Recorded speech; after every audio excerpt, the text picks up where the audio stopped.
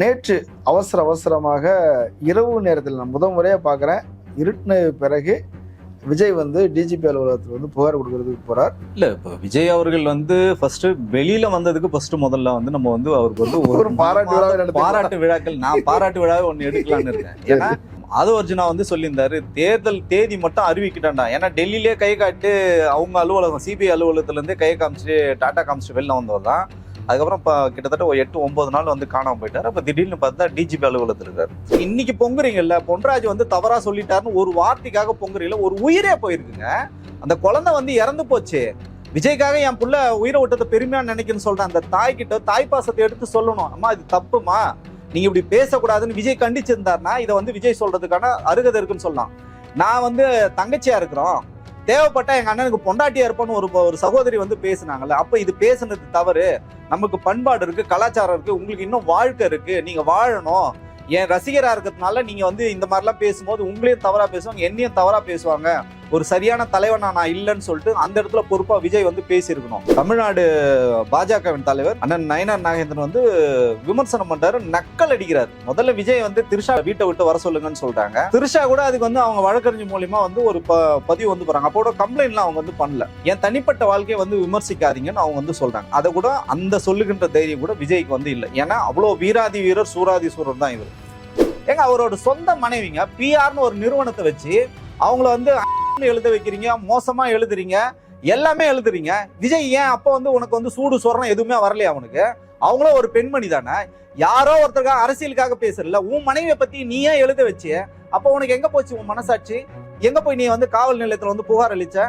இல்ல பொதுவெளியில இந்த மாதிரி பேசாதீங்க, இந்த மாதிரி எழுதாதீங்க என்னைக்காவது சொன்னாரா விஜய்? இதெல்லாம் விஜய் செய்திருந்தாருன்னா இது விஜய் செய்தது சரி, இது அரசியல் காரணம் இல்லைன்னு சொல்லு. விஜய் செய்தது அப்பட்டமான அயோக்கியதானம் அரசியல். திமுக குறித்து நானே பல்வேறு விவாதங்கள்ல என்னோட விவாதங்கள்ல தொலைக்காட்சி விவாதங்கள்ல அவர் கலந்துட்டு இருக்காரு. திமுக குறித்து அவர் நிறைய எதிர்மறையான கருத்துக்கள்லாம் பேசதான் செய்யறாரு. அப்படி இருக்கும்போது நீங்க பொன்ராஜ் மேல வழக்கு கொடுக்குறீங்க, தப்பு இல்ல. ஆனா திமுக அதுல எங்க வந்தது? உங்க அரசியலை எங்க எடுத்துட்டு போய் கீழ்த்தரமா அரசியல் பண்றீங்க?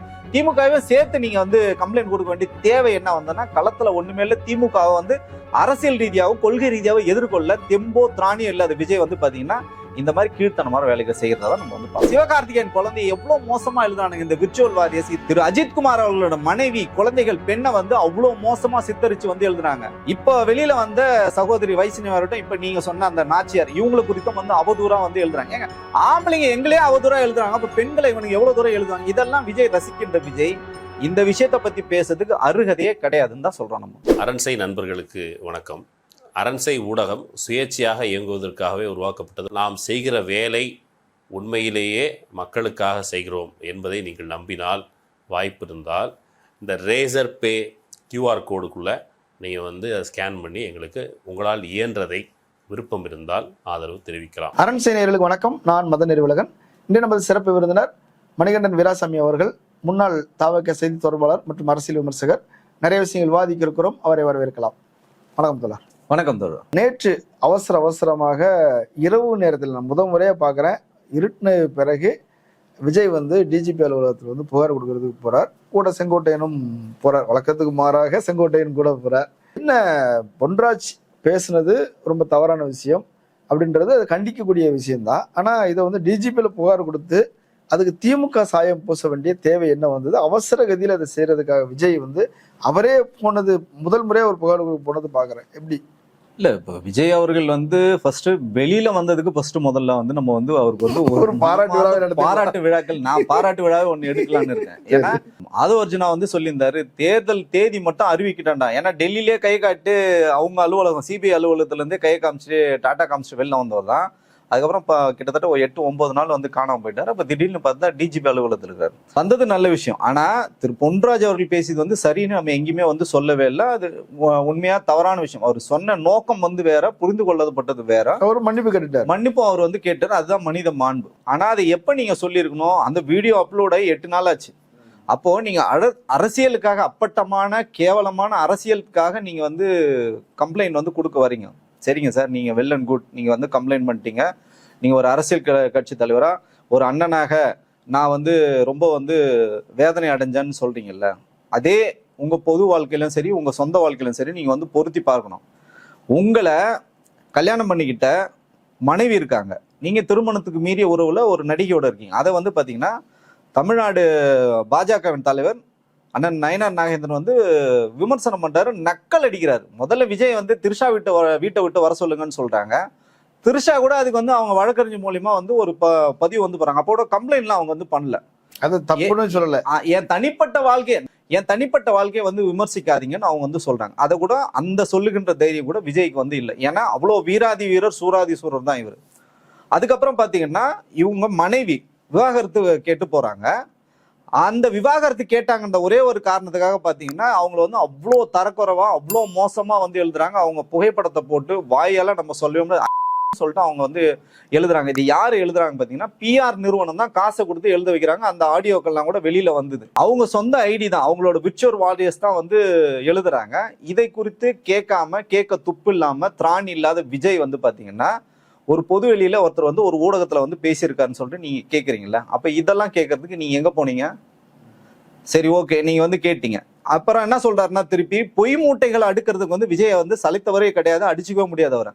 திமுகவோட தொடர்பு பத்தி பேசுறாரு. இவர் என்ன திமுக செய்தி தொடர்பாளராக இருக்காரா, இல்ல திமுக ஆதரவா தானே பேசிட்டு இருக்காரு? எங்க திமுக ஆதரவா பேசுறாரு? ஒரு அரசியல் விமர்சகர் திரு பொன்ராஜ் அவர்கள் பத்தி நான் கொஞ்சம் சொல்றேங்க. திரு பொன்ராஜ் அவர்கள் பாத்தீங்கன்னா அவர் எனக்கு வந்து நீண்ட நாள் பழக்கன்றதுக்காக மட்டும் கிடையாது, அவர் வந்து பொதுவெளியில் அறிந்தவர். அவர் பல்வேறு புத்தகங்கள் எழுதியிருக்காரு. அந்த புத்தகங்கள்லாம் இன்னைக்கு மாணவர் மத்தியில அது ஒரு பேசும் பொருளாக இருக்கிறது. இந்தியாவின் 11வது குடியரசுத் தலைவராக இருந்த திரு அப்துல் கலாம் அவர்களோட, பாரத ரத்னா அப்துல் கலாம் அவர்களோட ஆலோசகராக இருந்தார். அவருக்கு பல்வேறு ஆலோசகர்கள் இருந்தாலும் முதன்மையான ஆலோசகராக இவர் தான் வந்து இருந்தார்.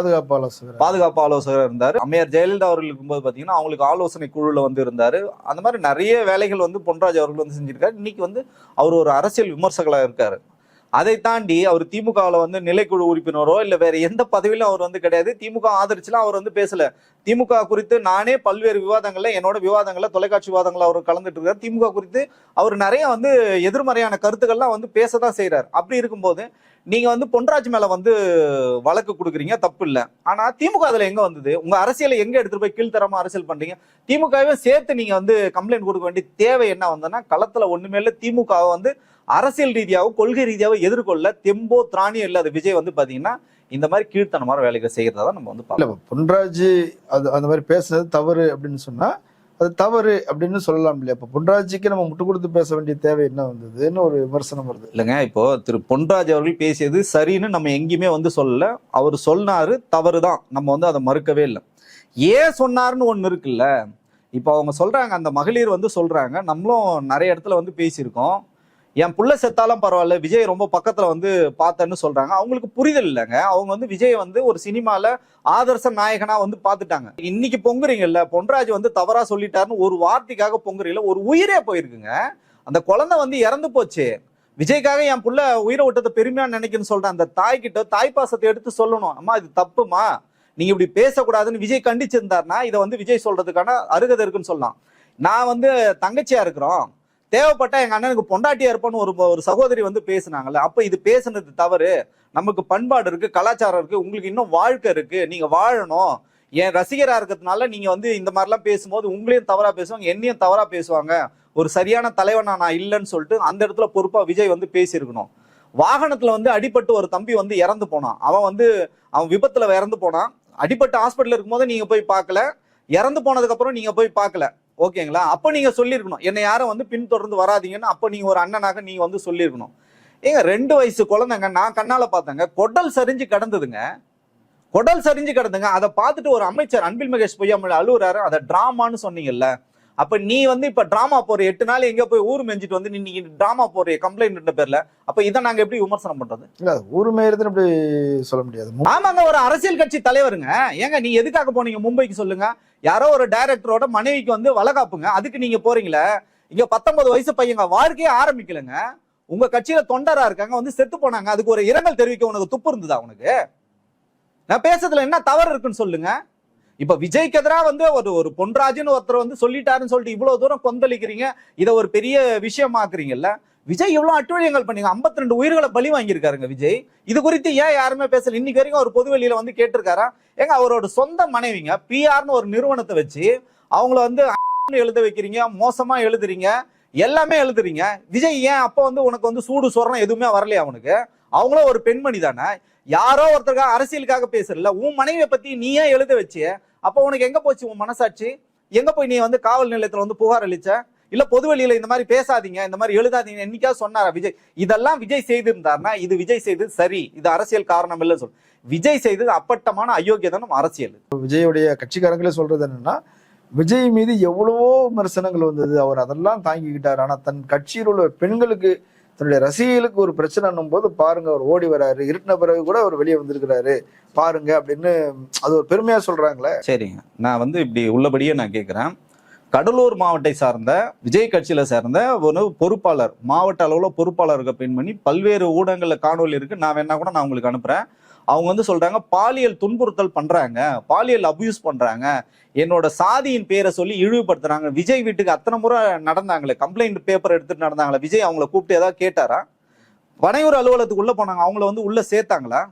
இதை நாங்க சொல்றோம். அப்ப நீ வந்து உனக்குன்னா ஒரு நீதி, ஊருக்குன்னா ஒரு நீதின்னு சொல்லிட்டு இந்த பம்மாத்து வேலை தான் விஜய் இங்க வந்து காட்ட வேணாம்னு தான் நாங்க சொல்றோம். அதே போல உங்க கட்சியில இருந்த அஜிதா உன் ஆபீஸ் வாசல்ல நின்றுட்டு இருந்தாங்களே, காரை விட்டு ஏத்திட்டு போனீங்களே, அதுக்கப்புறம் நீங்க மலேசியா போனீங்க, அவங்க வந்து முயற்சி பண்ணாங்க, மலேசியால போய் டான்ஸ் ஆடிட்டு வந்தீங்களே, இன்னைக்கு வரைக்கும் சகோதரி அஜிதாவை கூப்பிட்டு ஒரு வார்த்தை விஜய் வந்து பேசலங்க. அப்பெல்லாம் உங்களுக்கு வந்து பொங்கவே பொங்காதா சார்? உங்களுக்கு நீங்க பொங்கணும்னா எல்லா விஷயத்திலும் பொங்கணும்ல, அப்ப இந்த விஷயத்துல மட்டும் நீங்க எப்படி பொங்குறீங்க? செலக்டிவா பொங்குறாரு. செலக்டிவா பொங்கல சார், அப்பட்டமான அரசியல் பண்றாரு. இவருக்கு பாத்தீங்கன்னா அவரோட விவாகரத்து, நடிகை திரிஷாவை பொதுவெளியில் எடுத்துட்டு வந்து இதெல்லாம் பாத்தீங்கன்னா விஜயோட இமேஜ் சுத்தமா சரிஞ்சு போச்சு. அந்த இமேஜை திருப்பி தூக்கி நிறுத்துறது பெண்கள் மத்தியில டிராமா போறதுக்காக அப்பட்டமாக அவரோட அந்த சரிந்து போன அந்த பிம்பத்தை மீட்டெடுக்கணும், அவரோட இமேஜை வந்து மீட்டெடுக்கணுன்றதுக்காக இன்னைக்கு வந்து காவல்துறையில வந்து டிஜிபி அலுவலகத்தில் விஜய் வர வேண்டிய அவசியம் என்ன? ஒரு ஆன்லைன்ல கூட நீ கம்ப்ளைண்ட் பண்ணலாம்ல. இல்ல உங்களுக்கு இத்தனை பேர் இருக்காங்களா, பொதுச் செயலாளர் இருக்காங்க, சட்டறிஞர்கள் இருக்காங்க, எத்தனை பேர் இருக்காங்கல்ல, ஏன் இதெல்லாம் நீ? நான் என்ன கேக்குறேன், 41 பேர் செத்து போனப்ப ஏங்க விஜய் வரல? 41 பேர் செத்து போனப்ப உங்களை பின்னாடியே ஓடி வந்தான பத்திரிகைக்காரன், அன்னைக்கு ஏன் வந்து பத்திரிகைக்காரன் கிட்ட ஒரு வார்த்தை சொல்றதுக்கு உங்களுக்கு தைரியம் இல்ல? செத்து போனவங்களை ஏன் நீ அங்க போகிறது தைரியம் இல்ல? உள்ளபடியே விஜய்க்கு வந்து மனசாட்சி இருக்கு, எனக்கு வந்து இவங்கள மேலலாம் நான் வந்து உயிர் வச்சிருக்கேன்னு சொன்னா நீங்க அந்த விஷயம் எல்லாம் பண்ணவே இல்லையா? இறந்து போனவங்களை ஃபேமிலி இங்க வர வச்சுதானே சார் நீங்க பாத்தீங்க? எங்க நீங்க மனிதனான நடந்திருக்கீங்க, மனித தன்மையோட நடந்திருக்கீங்க, இதை நீங்க பண்ணது சரின்னு நாங்க ஒத்துக்கிறோம். இல்ல, இப்ப விஜயோட இமேஜ் சரிஞ்சு போயிருச்சுன்றது ஒரு கற்பனாவாதம் இல்லையா? தேர்தல் வந்து ரிசல்ட் வந்தா தானே தெரியும். அதுக்கு முன்னாடியே இமேஜ் சரிஞ்சு போச்சுன்னு ஒரு பொதுவாக அப்படி சொல்ல முடியுமா? அவருக்கான ஆதரவாளர்கள் அவங்க உரியதான் இருப்பாங்க. சார் யார் சார் இருக்காங்க களத்துல? யாருமே இல்லை சார். நான் களத்துல இருந்து வரேன். நான் இப்ப பாத்தீங்கன்னா எந்த மாவட்ட செலவும் விஜயோட இல்ல. இப்ப இந்த இன்னொன்னு இல்லை, இன்னைக்கு ஏன் நீங்க இன்னைக்கு வேட்பாளர் தேதி அறிவிக்கன்னு சொல்லிட்டு 11 மணிக்கு ஒரு 5 ஸ்டார் ஹோட்டல்ல நீங்க வந்து பிக்ஸ் பண்ணலையே, அதை திடீர்னு வந்து கேன்சல் பண்றீங்க? இல்ல, தாஜ் கோரமண்டல்ல நாங்க எல்லா வேலையும் செஞ்சுட்டோம், ஆனா வந்து எங்களுக்கு அனுமதி தரல, திமுக சதி அப்படின்ற மாதிரி சொல்றாங்க. உள்ளரங்க கூட்டத்துல யாரு உங்களுக்கு அனுமதி தரணும்? யாரா ரோட்ல போறவங்ககிட்ட நீங்க அதெல்லாம் சொல்லுங்க. அரசியல் தெரிஞ்சவர்கள்ட்ட இந்த மாதிரி வந்து நீங்க இந்த காதல பூசுத்துற வெள்ளம் வேணாம். உங்களுக்கு ஜோசியக்காரன் சொல்லிட்டான் நேரம் சரியில்லை, உங்களுக்கு ஏற்கனவே நேத்திக்கு வந்து நீங்க காவல்துறையை போயிட்டு வந்து தீட்டு கழிக்கிற தோஷம் நடந்துட்டு இருக்கு சார், இதெல்லாம் எங்க போய் நீங்க சொல்ல முடியுமா? காவல்துறையில வந்து அந்த படிக்கட்டு ஏறி போனதுனால அவருக்கு வந்து தோஷம் வந்துச்சான். அந்த தோஷம் நிவர்த்தி பண்ணதுக்காக இன்னைக்கு பரிகார பூஜைகள் நடந்துட்டு இருக்கு. இதை விட கேவலமா நீ என்ன சொல்ற? நீ எதுக்குடா நீ எல்லாம் வந்து பெரியார கொள்கை தலைவரை வச்சு எடுத்துக்க, நீ பரிகார பூஜை பண்ணி என்ன எளவு வேணா பண்ணிட்டு போ, ஏன் அதெல்லாம் வந்து எங்க உயிரை எடுக்கிறீங்க? நாளைக்கு நிகழ்ச்சி, அவர் வந்து பிரச்சாரத்துக்கு வரப்போறாரு, அதுக்கான அனுமதி கேட்டுக்கிறாங்க, அனுமதி கிடைக்கலன்னு சொல்றாங்க. அது கூட என்ன பிரச்சனைன்னு தெரியல, அனுமதி கேட்டுக்கிறாங்க. அப்படி இருக்கும்போது இன்னைக்கு வேட்பாளர்களை அறிவித்து நிர்வாகிகளை கூட்டி முடிச்சாதானே அடுத்தடுத்த ஷெட்யூல் போகும், இல்லைன்னா எல்லாமே கொலாப்ஸ் ஆயிருமே. சார் நீங்க முதல்ல தெளிவா தெரிஞ்சுக்கணும், சென்னை வந்து தேர்தல் அதிகாரி ரொம்ப தெளிவா வந்து ஒரு பதில் சொன்னார். என்ன சொன்னாருன்னா, சும்மா ஒரு துண்டு பேப்பர்ல எழுதி வந்து கொடுத்துட்டு வந்து அப்ரூவல்லாம் வந்து கேட்காதீங்க. சுவிதான்னு ஒரு ஆப் இருக்கு, அந்த ஆப்ல நீங்க வந்து முன்னாடியே 48 மணி நேரத்துக்கு முன்னாடி நீங்க அப்லோட் பண்ணணும். இந்த ப்ராசஸ்லாம் இருக்கு, போலீஸ் என்ன அனுமதி வேணும், எங்க அனுமதிக்கப்பட்ட இடம் இருக்கு, அது என்ஓசி வாங்கணுமா, இதெல்லாம் நீங்க வந்து ஒரு அரசியல் கட்சிக்கு தெரியும் சார். அங்க வந்து பாத்தீங்கன்னா சட்ட வல்லுநர்கள் வந்திருப்பாங்க, அவங்க எல்லாம் சொல்லுவாங்க உங்களுக்கு தான் சட்டத்தையும் நீங்க மதிக்கிறது இல்ல. அப்படி நீங்க சட்டத்தை மதிச்சிருந்தீங்கன்னா 41 உயிர்கள் இன்னைக்கு வந்து உயிரோட இருந்திருப்பாங்கல்ல. அவங்க என்ன பாவம் சார் பண்ணாங்க? உங்களோட இயலாமை, உங்களோட அது இன்னைக்கு வெளியிலேயே வந்துருச்சு. நீங்க வந்து சினிமா ஷூட் பண்ணன்றதுக்காக கூட்டத்தை சேர்த்து அவ்வளவு பெரிய ஆட்களை வந்து திரட்டி இந்த இடத்துல தான் போய் நிப்பன்னு சொன்ன உன்னோட வரட்டு கௌரவத்துக்காக 42 உயிர்கள் அன்னைக்கு வந்து நம்ம வந்து பலி கொடுத்துருக்கோம். இப்போ நான் அடங்க மாட்டேன், நான் கேட்க மாட்டேன்னா அப்ப காவல்துறை அன்னைக்கு நீங்க சொன்னீங்க திமுக மேல பழிப்பட்டீங்க, இன்னைக்கு திமுக அரசாங்கம் எங்க உங்களுக்கு அனுமதி கொடுக்குது? திமுக அரசாங்கிட்ட நீங்க அனுமதி வாங்கணுமா? இல்ல, இப்போ தேர்தல் கமிஷன் கையில தான் இருக்குது, இருந்தாலும் பழைய போலீஸ் அதிகாரிகள் தான் அப்படியே இருக்கிறாங்க, எல்லா நிர்வாகிகளும் அப்படியே தானே இருக்கிறாங்க. அதனால அவங்களுக்கு திமுக சார்பு இருக்குது, அதனால திட்டமிட்டு டிவிகேக்கு அனுமதி கொடுக்காம அவங்க ஏமாத்துறாங்க, தடுக்கிறாங்க அப்படின்ற மாதிரி சொல்றாங்க. இதனால தாங்க நம்ம தற்கூரி கூட்டம்னு சொல்றோம். 2 நாட்களுக்கு முன்னாடி வந்து மயிலாப்பூர்ல ஒரு கூட்டத்தை வந்து ஆர்கனைஸ் பண்ணாருங்க எதிர்க்கட்சி தலைவர் எடப்பாடி. அவர் எங்க போய் அனுமதி வாங்கினாரு? அதே இடத்துல தான் நீங்களும் அனுமதி வாங்கணும். அவங்க ப்ராப்பரா அனுமதி வாங்குறாங்க, நீங்க வாங்குறது இல்லைங்க. திட்டமிட்டு இந்த மாதிரி பொய் பிம்பங்களை மட்டுமே கட்டமைச்சு அரசியல வந்து ஜெயிச்சிட முடியாது மிஸ்டர் விஜய். களத்துக்கு வாங்க, நேர்மையா வந்து களமாடுங்க. இந்த மாதிரி பொய்களும் புரட்டுகளையும் வச்சுக்கிட்டு நீங்க எதுவுமே இங்க உருட்ட முடியாது. ஏங்க அவர் விஜயோட இருக்கிறவங்க எல்லாம் யாருன்னு பாருங்க. ஆதவர்ஜுனா சொல்றாரு, இருக்குடா உங்களுக்கு இப்படிலாம் ஒரு அரசியல்வாதி பேசுற பேச்சா இருக்குடா, உங்க வம்சமே இருக்காதனான்னு ஒருத்தன் பேசுறான். ஒரு நீங்க வந்து கொள்கை பரப்பு செயலாளர்னு ஒருத்தனை வச்சிருக்கீங்க, தேர்தல் பிரிவு மேலாண்மை பொதுச் செயலாளர்னு வச்சிருக்கீங்க. அந்த தற்கூரி நாய் வந்து சொல்லுது உங்க வம்சமே இருக்காதரான்னு சொல்லிட்டு பகிரங்கமா மிரட்டல் விடுறாங்க. இதெல்லாம் கேட்கறதுக்கு தெம்போ திராணியா விஜய்க்கு இருக்கா? பொன்ராஜ் ஒரு வார்த்தை சொல்லிட்டாருங்க, தவறுதாங்க. பொன்ராஜை கண்டித்து நீ வந்து டிஜிபி அலுவலகம் போற விஜய் உன் கூட ஒருத்தன் சுத்திட்டு இருக்கான், அவனை நீ ஏதாவது கண்டிக்க முடிஞ்சா உன்னால? என்ன அரசியலுங்க இது? இல்ல தேர்தல் நேரங்கள்ல அப்ப அவர் சொல்றதுக்கு என்ன காரணம் அப்படின்னா, அவர் வில்லிவாக்கம் தொகுதியில அவர் ஒரு தேர்தல் அலுவலகம் போடும்போது அது வந்து அறநிலைத்துறைக்கு சொந்தமான இடம், அங்க அனுமதி கிடையாது அப்படின்னு சொல்றாங்க. இது வந்து இப்போ சேகர் பாபு இந்த மாதிரி வேலையை செய்யறாரு அப்படின்ற மாதிரி அவர் சொல்றாரு. அப்போ எங்களுக்கு எல்லா இடங்களிலும் அலுவலகங்கள் போடுவதற்கு இந்த மாதிரி எதிராக வேலை செய்யறாங்கிற மாதிரி ஒரு கருத்து சொல்றாரு. எங்க ஒரு உங்களோட தேர்தல் அலுவலகம்லாம் எங்க போடுவாங்க? அவங்களோட கட்சி அலுவலகம் இருக்கும், அவங்களோட ஆதரவாளர்கள் வந்து இருப்பாங்க, அந்த இடத்துல தான் போடுவாங்க. காலி லேண்ட்ல தான் போடுவாங்க. காலி லேண்ட்ல போடுவாங்கன்னா அது யாரோட இடம் அப்படின்னு சொல்லிட்டு இருக்கு. அந்த இடத்துக்கான அந்த உரிமையாளர் வந்து உங்களுக்கு என்ஓசி கொடுக்கணும், இதெல்லாம் இருக்குங்க. இது எதுவுமே உங்களுக்கு தெரியாதுங்க. தெரியாம சொன்ன ரசிகர் மன்றம் நடத்தினவங்க அரசியல் கட்சி நடத்தணும்னு சொன்னா எப்படி? நீங்க வந்து ரசிகர் மன்ற ஷோ வந்து தியேட்டர் வாசல்ல இருக்குன்னா தியேட்டர் பக்கம் சுத்தி டிராபிக் எல்லாம் மறைச்சிருவானுங்க. அந்த மாதிரி பண்ண ஒரு கூட்டத்தை நீங்க அரசியல் கட்சி நடத்தினா இந்த மாதிரி தான் இன்னமும் வந்து அப்பட்டமான அபாண்டமான பொய்களையும் இந்த மாதிரி கலவரங்களையும் வந்து ஆதவர்ஜுனா வந்து பண்ணுவாரு. இது முழுக்க முழுக்க அரசியல் காழ்ப்புணர்ச்சிக்காக பண்றது. இது மக்கள் மத்தியில் ஈடுபடாது. இப்போ தேர்தல் பிரச்சாரத்துக்கு வரப்போறார். ஒரு நாளைக்கு 5 தொகுதி என்பது போல காலையில 10 மணிக்கு ஆரம்பிச்சு 4 மணி வரைக்கும் அப்படின்ற மாதிரி ஒரு ஷெடியூல் போட்டு செய்றாங்க. அந்த 5 நாள் அந்த ஒரு நாள்ல செஞ்சிட முடியுமான்னு எனக்கு ஒரு டவுட் இருக்குது. ஏன்னா சிட்டி இன்னும் கூட க்ரௌடு வரும், தேர்தல் நேரம் கட்டுப்பாடுகள் ரொம்ப குறைவாயிரும். அப்படின்னும் போது இன்னும் நெருக்கடி அதிகமாக இருக்கும். அப்படி இருக்கும்போது 5 தொகுதிகளையும் ஒரே நாள்ல அவரால் பிரச்சாரம் பண்ணிட முடியுமா? 234 தொகுதிகளுக்கும் அவர் ஒரு மாசத்துல போய் பண்ணிடுவாரா? சரிங்க, ஒரு நாளைக்கு 24 மணி நேரம் இருக்குங்க. அதுல வந்து நீங்க குறைஞ்சது ஒரு 12 மணி நேரம் ஆக்டிவா வேலை செய்யலாம். ஏன் 6 மணிக்கு மேல பிரச்சாரம் வைக்க கூடாது? காலையில 10 மணில ஆரம்பிச்சு 6 மணிக்குள்ள எதுக்கு முடிக்க வேண்டிய சூட்சமா என்ன சார்? அதுல 6 மணிக்கு மேல ஆட்டோ ஓடாது, சரக்கு அடிக்கணும். ஏன்னா நம்ம வந்து இப்ப நம்ம சொன்னா காழ்ப்புணர்ச்சி சொன்னாலும் அதுக்கும் நம்ம கிட்ட ப்ரூஃப் இருக்கு. என்னன்னா நீங்க சென்னையில இருந்து டெல்லிக்கு போறதுக்குள்ள சரக்கு பாட்டிலோட ஏறணும் தானே, அந்த 1.5 மணி நேரம் கூட குடிக்காம உங்களால இருக்க முடியாது. அப்ப 6 மணிக்கு மேல குடிக்கணும்னா உனக்கு எதுக்கு கட்சி? உனக்காக இத்தனை பேர் எதுக்கு வந்து உயிரை விடணும்? இப்ப நீ பேசுறல எல்லாமே நான் தான் வந்து சரியா இருக்கேன், நான் வந்து அதை மாத்திருவேன் இதை மாத்திருவேன்னு சொல்றல்ல. பொன்ராஜ் குறித்து நீ வந்து பேசுறல்ல, நீ வந்து அபியூஸ் பண்ற, உன் மனைவியை வந்து அபியூஸ் பண்ற. உன் மனைவி வந்து அந்த வீட்டுக்குள்ள போகும், அவங்க இடைக்கால நிவாரணம் வந்து கேட்கறாங்க. அந்த வழக்கு நடக்கிற வரைக்கும் நான் அந்த வீட்டுல இருக்கணும்னு சொல்லிட்டாங்க. ரவுடிகளை வச்சு குண்டாசை வச்சு மிரட்டி அவங்கள வீட்டை விட்டு வெளில தூக்கி போடுற. இப்ப நீ அவங்க கிட்ட மன்னிப்பு கேட்க முடியுமா? இல்ல அவங்க போய் காவல் நிலையத்துல உன் மேல வந்து எனக்கு வந்து இவர் வந்து மிரட்டல் விடுக்கிறாரு, எனக்கு வந்து வாழ்வாதாரமே கொடுக்க மாட்டேன், அந்த வீட்டுல இருக்க அனுமதிக்க மாட்டேறான்னு சொல்லிட்டு காவல் நிலையத்துல போய் அவங்க கம்ப்ளைண்ட் கொடுத்தா உன் நிலைமை என்ன வருது? அதெல்லாம் யோசிச்சு பார்க்கணும் விஜய். அரசியலுக்காக நீ பேசுறல்ல, அதே மாதிரி அரசியலுக்காக நீங்க எல்லாமே பண்ணுங்க விஜய். இதை மட்டும் உங்களுக்கு எப்படி தெரியுது? ஓகே, இப்போ அவருடைய வேட்பாளர்களை அறிவிச்சிருக்கிறாங்க, 100 பேர் வேட்பாளர்கள் அறிவிச்சிருக்கிறாங்க இல்லையா? அந்த வேட்பாளர்கள் எல்லாமே தகுதியான திறமையான வேட்பாளர்களா பார்த்து போட்டிருப்பாங்கல்ல, அவங்கள பற்றி உங்களுடைய பார்வை என்ன? தகுதியான திறமையான வேட்பாளர்கள் தான். எப்படின்னா உங்களுக்கு வந்து திறன் இருக்கணும். 10 கோடி ரூபா வந்து கொடுக்கணும். 10 கோடி ரூபா வந்து கொடுக்கறதுக்கு யாருக்கெல்லாம் திறன் இருக்கும்? 5 கோடி ரூபா வந்து பாத்தீங்கன்னா கட்டிங்கே கொடுத்துடணும் கட்சிக்கு.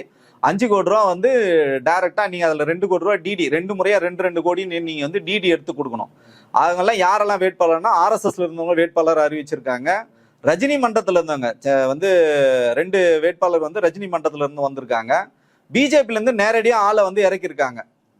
ஸோ இந்த மாதிரி ஆட்களை தான் வந்து எடுக்கிறாங்களே. களத்துல ஏற்கனவே இருந்த மாவட்ட செயலாளர், களத்துல நிர்வாகிகளை வந்து விஜய்க்கோ தாவேக்காக்கும் எந்த விதமான சப்போர்ட்டும் வந்து பண்ணாம இப்ப களம் வந்து இருக்கு. இந்த எலெக்ஷன்ல அவங்களுடைய ரோல் அப்படின்றது ரொம்ப சர்ப்ரைஸா இருக்குது. திமுகவை அதிகம் பாதிக்கும், அதிமுகவை அதிகம் பாதிக்கும், இப்படி பல விதமான கருத்துக்கள் வந்து பேசப்படுது. ஆனா வெற்றி பெறுவார் அப்படின்ற மாதிரியான ஒரு தோற்றத்தை ஏன் அவங்களால இன்னும் உருவாக்க முடியல? வெற்றி தோல்வியை தாண்டி அரசியல் இருந்து பாத்தீங்கன்னா 24 மணி நேரம் நீங்க வந்து கண்ணுல விளக்கெண்ணெய் ஊத்திட்டு உட்காந்துட்டு இருக்கணும். களம் வந்து அந்த மாதிரி ஒரு களம். இப்ப 75 ஆண்டு காலம் வந்து திமுக வந்திருக்காங்க, 50 ஆண்டு காலம் வந்து அதிமுக இருக்காங்க. மித்த பிற கட்சிகளும் பாத்தீங்கன்னா தேசிய கட்சிகள் இருக்காங்க, பிஜேபி இருக்காங்க, காங்கிரஸ் இருக்காங்க, இடதுசாரிகள் இருக்காங்க. இந்த மாதிரி ஒரு களத்துல இருக்கும்போது நீங்க வந்து களத்துக்கு புதியவர், விஜய் வந்து புதியவர்ன்னும் போது களத்துல வரவங்க எல்லாருமே மன்றத்துல இருந்து தான் வந்தவங்களா, அப்ப எல்லாருமே புதியவர்கள். இவங்களை விட அதிகமான நீங்க வந்து வேலைகள் வந்து செய்யணும். அந்த வேலைகள் செய்யாம நீங்க வந்து குறுக்கு வழியில எப்படிலாம் நீங்க வந்து ஆட்சியை பிடிக்கலாம், நீங்க ஆரம்பத்துல இருந்தே போட்ட திட்டத்தோட விளைவு தான் இந்த 52 பேரோட மரணம். இன்னைக்கு நிர்வாகிகள் கிட்ட சலசலப்பு, நிர்வாகிகளை வந்து விஜய்க்காக உடைத்தவர்கள்கிட்ட சீட்டு கொடுக்காம இருக்கிறது, வெளியில இருந்து பணம் வாங்குறது. பிஜேபி கிட்ட இருந்து 2500 கோடி ரூபாய் பிஜேபி கிட்ட இருந்து வாங்கியிருக்காரு சார் பணம். பிஜேபி கிட்ட இருந்து பணம் வாங்கிட்டு நீ கட்சி ஆரம்பிக்கிறதுக்கு நீ எதுக்கு கட்சி ஆரம்பிக்கணும்? நீ பேசாம பிஜேபியோட சரத்குமார் இணைத்த மாதிரி கட்சியை போய் இணைச்சிட்டு போங்களா. என்ன சிக்கல் இருக்கு? ஒரு சிக்கலுமே கிடையாது. இந்த பக்கம் பிஜேபி கிட்டயும் காசு வாங்குவேன் சார். நான் என்ன கேட்கறேன்னா, கரூர் சம்பவத்துக்கு அப்புறம் எங்க வந்து மோடின்னு சொல்லியிருக்காரு, பிஜேபின்னு சொல்லியிருக்காரு. திமுக குறித்து மட்டும்தான் நீங்க பேசுங்க. இந்த திரு பொன்ராஜ் விஷயத்துல கூட பாத்தீங்கன்னா திமுக எதுக்கு நீங்க இணைக்கிறீங்க? திமுகவோட ஆளு, திமுக தான் அவரை வழி நடத்தணும். ஒரே ஒரு ப்ரூஃப் காட்டுங்க. திமுக வந்து பொன்ராஜை வழி நடத்துறது ஒரே ஒரு ப்ரூஃப் காட்டுங்க. திமுக அது குறித்து இப்ப வரைக்கும் பேசலங்க. ஏன்னா நீ எல்லாம் ஒரு ஆளே கிடையாதுன்னு சொல்லி லெப்ட் ஹேண்ட்ல ஒண்ணு டீல் பண்ணிட்டு அவங்களுக்கு அரசியல் வேலைகள் நிறைய இருக்குங்க, தேர்தல் வேலைகள் நிறைய இருக்கு. உனக்கு வேலை வெட்டி இல்ல, அதனால நீ வந்து வன்மத்தை வந்து கக்கிட்டு இருக்க. இல்ல இப்போ திமுக வந்து வைஷ்ணவிங்கிற பொண்ணு பேசியிருக்கிறாங்க, ரஞ்சனி நாச்சியார் பேசியிருக்கிறாங்க, ஏற்கனவே டிவிக்குல இருந்து வந்தவங்க கூட அவங்க 2 பேருமே, அவங்க 2 பேரும் கண்டனம் சொல்லியிருக்கிறாங்களே. இந்த மண்ணோட பெண்கள் மேல திடீர்னு விஜய் அவர்களுக்கு அக்கறை வந்துருச்சு. உங்க கட்சியோட பிரிச்சுவல் வாரியர்ஸ் என்னையும் மத்த பொண்ணுகளையும் ஆபாசமா பேசும்போது இந்த அக்கறை வந்த மாதிரி தெரியலையே. அப்ப நாங்க இந்த மண்ணோட பெண்கள் கிடையாது. இந்த தேர்தல் நெருங்குற நேரமா பார்த்து திமுக மேல தேவையில்லாத குற்றச்சாட்டுகளை வச்சு நாடக அரசியல் நடத்திட்டு இருக்காரு விஜய். இப்ப இதை நான் கடந்து போகணும்னு நினைச்சேன். இப்ப ஒண்ணும் இல்லைங்க, கடந்த வாரம் என் மகளுக்கு வந்து பிறந்த நாள். நானும் என் மகளும் இருக்கிற புகைப்படத்தை என்னால பதிவிட முடியலங்க. நானும் என் மனைவி இருக்கிற புகைப்படத்தை வந்து பொதுவெளியில என்னால பகிர முடியல.